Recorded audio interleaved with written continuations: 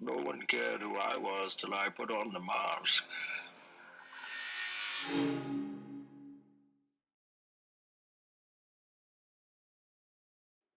I watched a lot of reviews of the show She-Hulk, and none of them have noticed the obvious issue. She-Hulk is transphobic. Now, top reviewers like The Critical Drinker, sure, he's a handsome, good-looking Scottish guy, but he has the IQ of a biscuit. He has the critical thinking skills of a rabbit. He should rename his channel to The Critical Rabbit. So, of course, he points out all the surface level issues that aren't that big of a deal. For example, But She-Hulk is a different beast. A show that lacks even the basic elements of a story with which to grapple, whose cast of one-dimensional caricatures lurches and meanders from one pointless episode to another with absolutely no sense of where they're going or why, while desperately trying to push jokes that are about as funny as a fucking cancer diagnosis. yeah, thanks for that insight, The Critical Rabbit. You see, I go way deeper. I got an open water scuba diving certificate from Paulie down the Jersey Shore. I'm an intellect. So, did I watch the whole show? No, I only watched the first episode. And here are my takeaways. First and foremost, for the lead role of Jennifer Walters, they cast a white woman instead of a minority. So right away my suspicions are up. What are the writers trying to tell me? They're telling me don't trust her. Okay. Then the show starts. Jennifer is driving with Bruce Banner, and they get into a car accident. When she wakes up, she realizes there's a new identity inside of her, the Hulk identity. And what does she do the whole episode? She denies her new identity. She rejects it, she's upset about it, and she refuses to accept it. She'd rather be a straight white woman. So I realized she's the villain. The writers of the show are genius.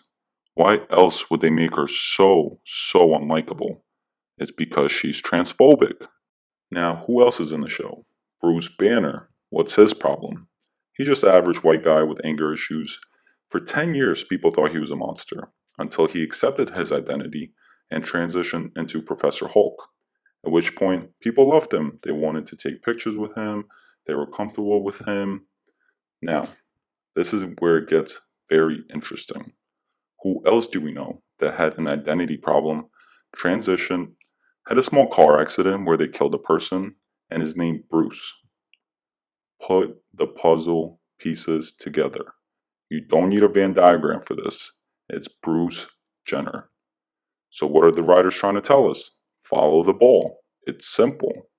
If you're an average white guy like Bruce Banner, you probably have anger issues and nobody likes you. Unless you transition, at which point you get admiration, positive reinforcement, and love. Now, if you're a transgender guy, you get extra perks. You could literally run someone over with your car and no one will blink. You'll get a slap on the wrist. And the last point, if you're a transphobe like She Hulk, everyone, and I mean everyone, will hate you. So that's my breakdown. It's pretty straightforward for an intellect like me. It's easy to connect the dots. I'm sure after the Critical Rabbit watches my review, the transphobe She Hulk will probably be his new favorite superhero because that guy has been fighting the message for years. But guess what? You're going to lose. So come to our side, join us. You can literally get away with murder here. And people, let's all be a little more educated. The message is right in front of you. So, like and subscribe, or I'll be outside your house giving you a phone call.